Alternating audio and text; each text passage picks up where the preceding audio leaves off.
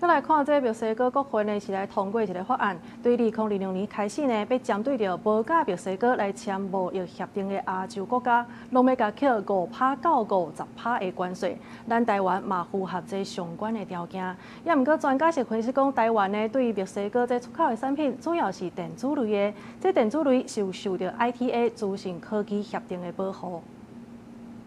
全球经贸变局各有风波，墨西哥国会伫当地时间7日通过法案，宣布为2026年开始，对无甲墨西哥签贸易协定的亚洲国家，研究要扣5%至50%不等的关税，内容包含汽车、钢铁、纺织等1400多项商品。根据这个条件，咱台湾嘛还未甲墨西哥签。其实台湾对墨西哥的双贸易，目前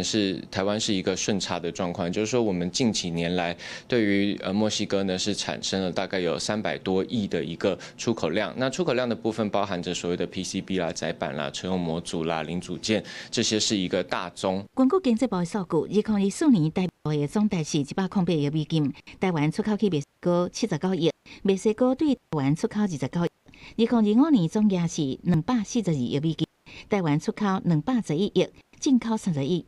整体表现是贸易顺差。根据统计，台湾主要出口显示卡、GPU 处理器、控制器、印刷电路、面板、路由器等，尤其板卡厂，互人点名可能大型有影响。等于是台湾的离岸外包，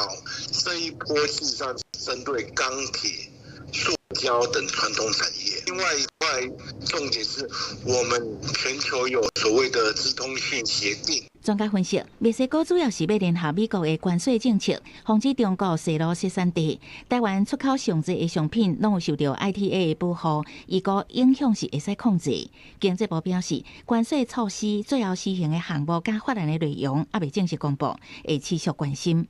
公视新闻采访报道。